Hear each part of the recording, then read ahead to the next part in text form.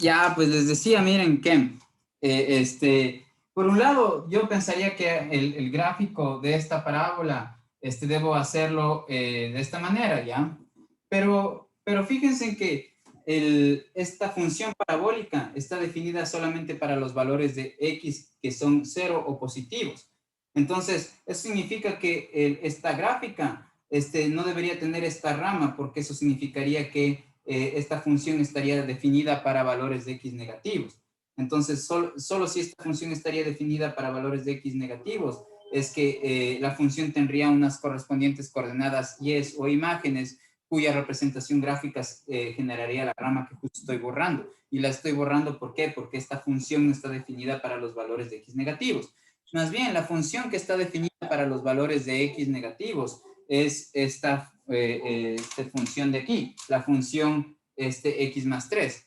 Esta de aquí es una línea recta que pasa por 3, ¿sí? Entonces, la función sería algo de este estilo, ¿no?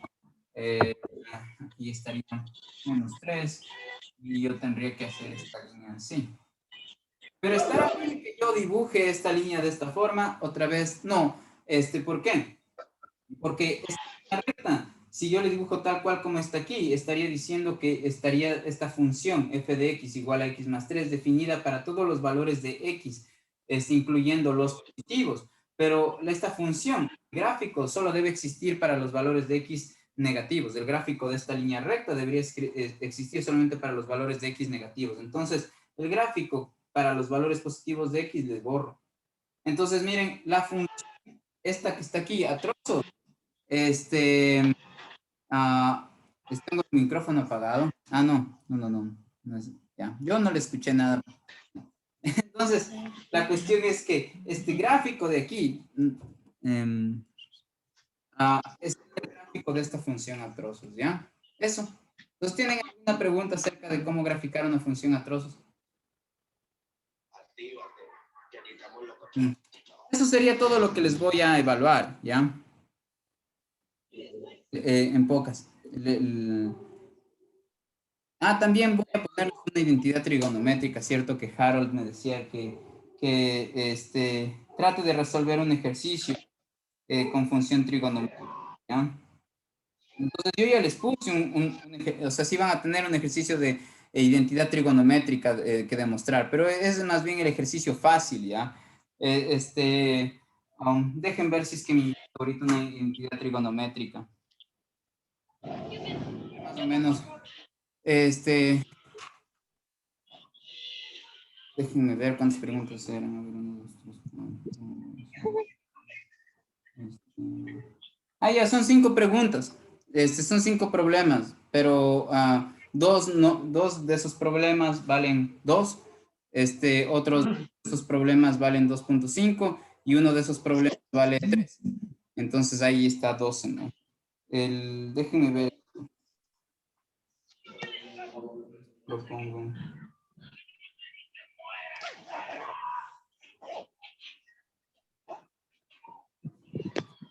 Entonces supónganse que tienen algo de este estilo. Me estoy ahorita inventando un ejercicio, ¿no? Tipo,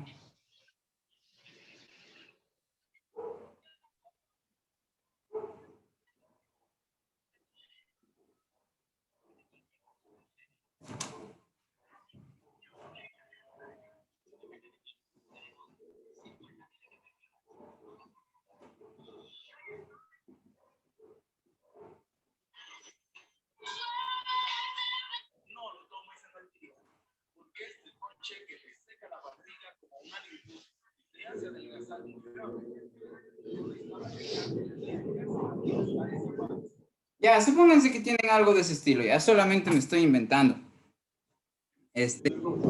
Ajá, por aquí parece que está ya.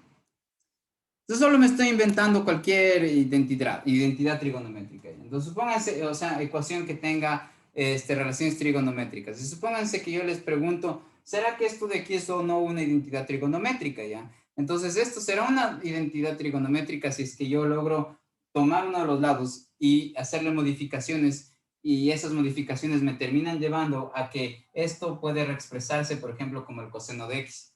Entonces, en ese caso, si esto en el fondo es el coseno de x y en el lado derecho también tengo coseno de x, entonces llego a una oración matemática que es verdad siempre. Esa oración sería que lo de la izquierda, que sería coseno de x, es lo mismo que el coseno de x, que es lo que está a la derecha. Por lo tanto, tengo que una cosa es igual a sí misma y eso es una tautología, es decir, es algo que es verdad siempre. Para todos los valores de x en este caso.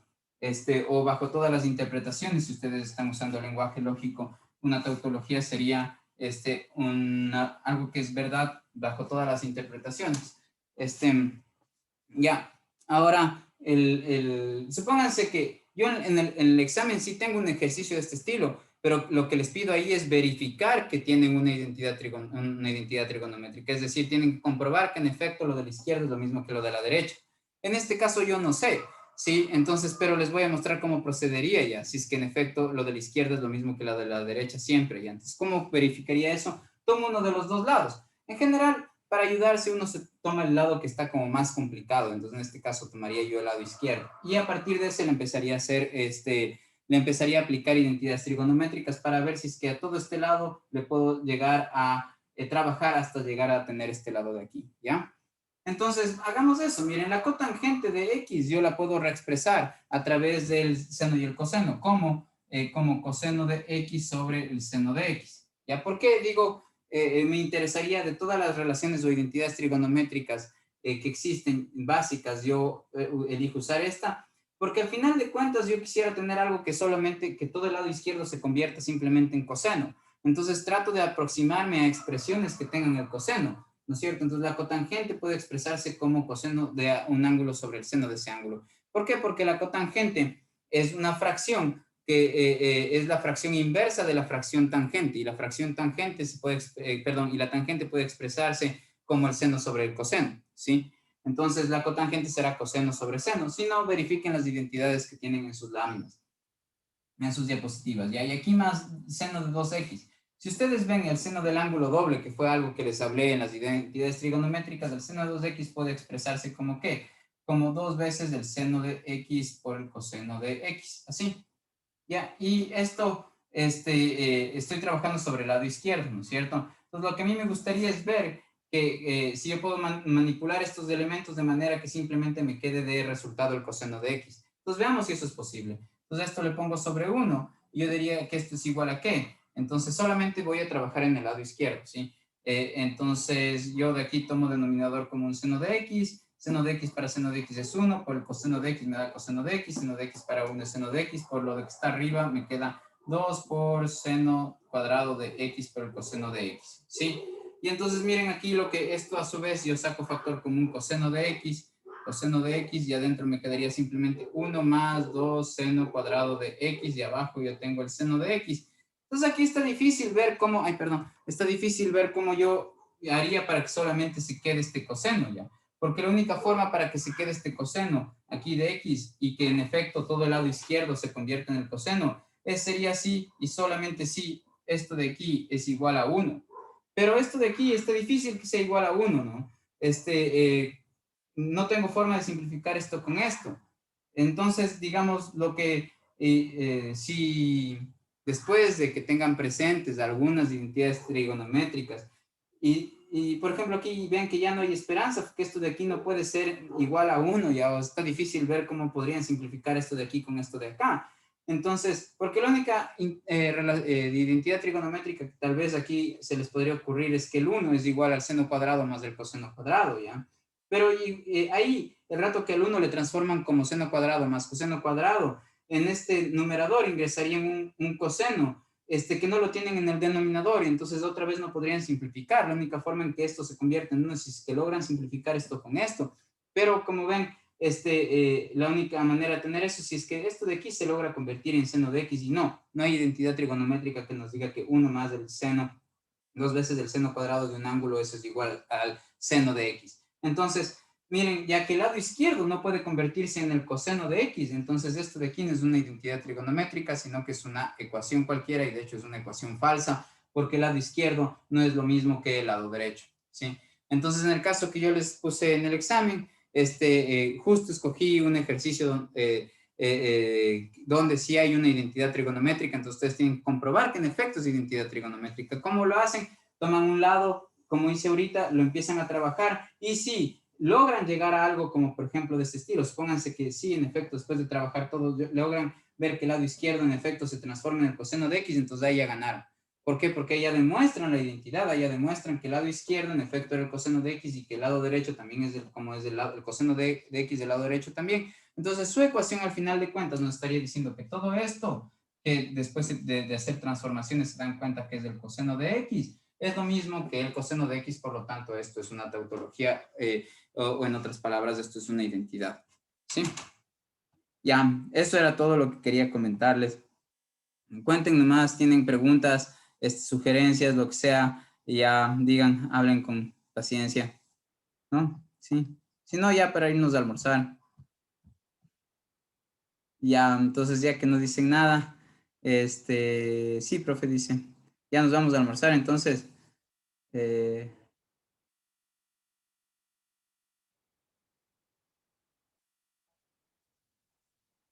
¿puedo explicar otra vez lo de acortes? ¿Qué es acortes? Harold, me dices que puedo explicar otra. Ah, lo de las asíntotas. ¿Te refieres a lo de las asíntotas, Harold? Lo que enseñé antes. Ya lo que enseñé antes. Lo de los cortes de la gráfica con el eje X. Entonces, lo que tienes que hacer ahí es, ya tienes dos opciones, ya. Preguntar cuando estaba explicando o ver el video, ya. Voy a tratar de resumir eso de los cortes, ¿sí? Entonces, sea cual sea tu función, la que tengas, la función que tengas, lo que tienes que hacer es para ver los cortes de la gráfica de esa función con el eje X, es igualar a tu función a cero, ¿sí? Entonces tienes cualquier función y te piden los cortes de la gráfica con el eje X, lo que tienes que hacer es a tu función igualarle a cero y de ahí despejar el X. Entonces lo que yo decía es que qué tal si es que tú tienes una función de este estilo, como seno de X sobre 2, así, más 1 igual a 0. Digamos que tu f de X era esta, ¿sí? Entonces lo que yo decía es cómo despejas de aquí X, eso es lo que te estaba hablando en pocas. Entonces al rato que tú despejas de aquí X, tendrías que el seno de X medios, por ejemplo, y le pasa al otro lado, es igual a menos 1, ¿sí?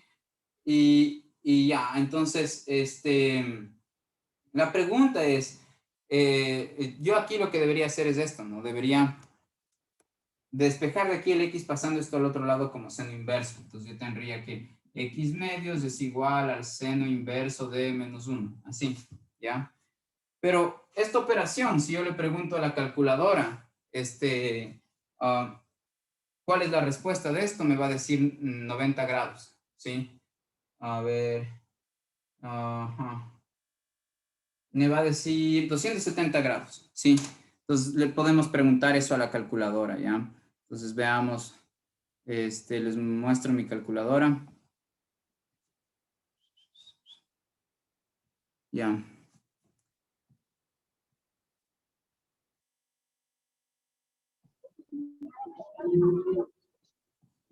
Ya, entonces, sí vamos a ver en radianes el resultado. Yo lo que le preguntaría es el seno, tengo que preguntarle el seno inverso. Entonces pongo, activo las operaciones inversas, aplico el seno inverso de qué.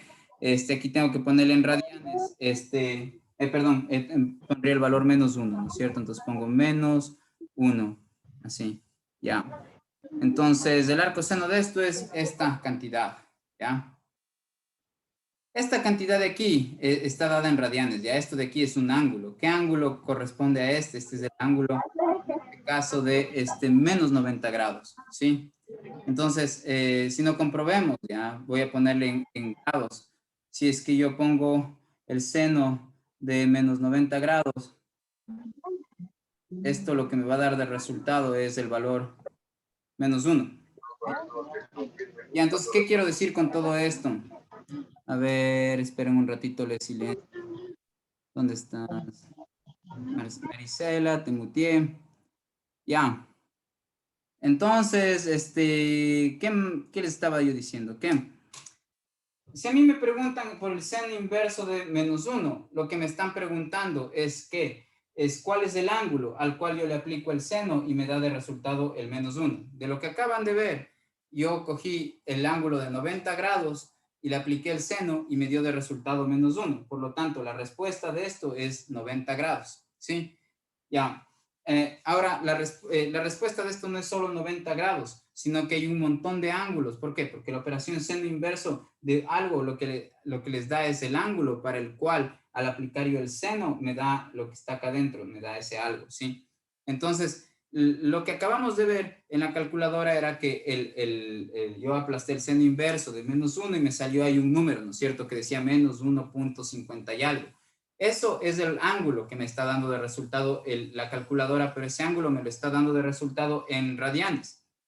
Yo lo que sabía es que ese número que estaba en radianes es el ángulo de 90 grados. Ya no necesitan ustedes saber eso necesariamente. Yo sabía, porque yo soy profesor y sé de estas cosas, un poco al menos, ¿ya? Entonces, ya. Ahora, la cuestión es que no solamente el ángulo de menos 90 grados es el que nos va a dar de resultado -1. Sí, como ustedes pueden ver en la calculadora, si nosotros sacamos, por ejemplo, el seno de 270 grados, también vamos a tener -1, ¿sí? Entonces voy a ponerle aquí en grados el ángulo de 270 grados, 270 grados. Y esto también me da -1, ¿sí?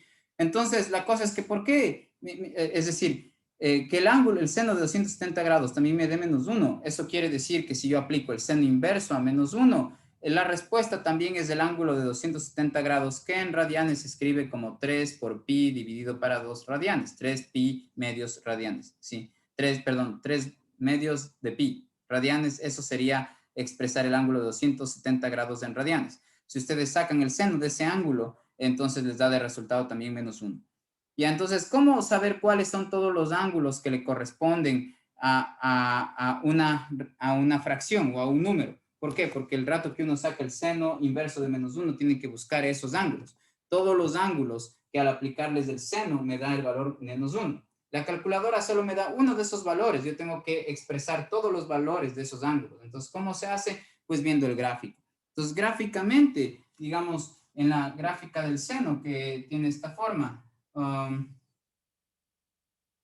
ya, lo que yo debo reconocer es, miren, aquí está el valor -1, ¿sí? Entonces, para el ángulo de 270 grados, yo tengo que la imagen es -1, ¿sí? Entonces, gráficamente, ¿cómo yo reconozco cuáles son todos los ángulos para los cuales al aplicarle el seno me da el valor -1? Porque al yo reconocer eso, estoy resolviendo esta operación. ¿Por qué? Porque esta operación me da los ángulos para los cuales al aplicar el seno me da de resultado el valor -1. Pero eso me puedo dar cuenta gráficamente. ¿Por qué? Porque basta con escoger en mi gráfica todos los puntos que tengan la coordenada y igual a -1 y ver cuáles son sus coordenadas x asociadas. Entonces, miren, ahí está este punto de acá y habrá un montón de puntos, ¿no es cierto? Entonces, este punto de aquí justo tiene coordenadas en x 270, en x, y tiene en X el valor 270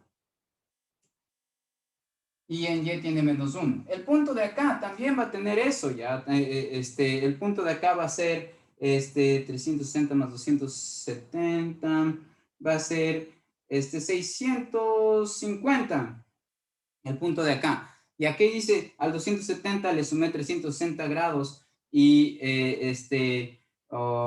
sí, 360 grados. Entonces eso me da 630 ya. Entonces este punto de aquí tendrá coordenadas 630. ¿Cómo obtuve el 630? Al 270 le sumé 360 grados. Yo sé que, 200 más 300 son 500 y 70 más 60, sí está bien, 630, ¿ya? Entonces, este punto de aquí va a tener componente X 630 y componente Y -1. Y así, todos los puntos que tengan la coordenada Y igual a -1 van a ser aquellos puntos que tengan como coordenada X el ángulo al cual yo le aplico el valor seno y me da de resultado el valor -1. Y esos ángulos son la respuesta real de esta operación, ¿sí? Entonces, cuando yo doy la respuesta de esto no no corresponde a un solo ángulo, sino infinitos ángulos. Entonces, miren, yo sé que este seno a la menos 1, el seno inverso de menos 1 me va a dar el valor, cuando yo aplico esta operación, me da el valor, si yo escribo en radianes de este 270, este 270 grados en radianes es 3 pi sobre 2, ¿sí? Ya, y lo que tengo que hacer es, para considerar todos estos puntos, sumarles el periodo de la función seno. Entonces, yo voy a volver a tener este ángulo cada 2 pi o cada 360 grados. Entonces, yo tengo que aquí poner que voy a volver a obtener este valor cada 360 grados o 2 pi. ¿Ya? Pero aquí, cada 2 pi, cuando se repita 2 pi y después de nuevo 2 pi y después 2 pi, es decir, cuando en el eje X yo recorra 2 pi radianes y después otra vez 2 pi radianes, 2 pi radianes, a partir de algún punto la gráfica se va a repetir. Entonces, este punto que le tengo aquí se va a repetir cada 2 pi, cada 2 pi, cada 2 pi, es decir, cada 2 pi, que significa que el gráfico lo voy a volver a tener, el mismo gráfico, cada 2 múltiplos de 2 pi. ¿Cómo escribo los múltiplos de 2 pi? Pongo aquí simplemente 2 y aquí la n y aquí el pi. Y ya, esa es la forma en la que yo expresaría el resultado. Y en este caso escogí un caso fácil para que nosotros tengamos un tipo de raíz que se repite y no como en el caso anterior que teníamos dos tipos de raíces que se repetían periódicamente. Pero otra vez, como esto ya expliqué y está en los videos, lo que les sugiero es que vean los videos, ya por algo es que me mato haciendo los videos. No sé si han notado que son 2 horas y media de hablar sin parar.